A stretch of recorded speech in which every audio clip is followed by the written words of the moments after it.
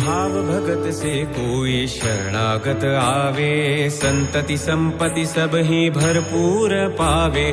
भाव भगत से कोई शरणागत आवे, संतति संपत्ति सब ही भरपूर पावे। ऐसे तुम महाराज मोको अति भावे, गोसावी नंदन निशिदिन गुण गावे।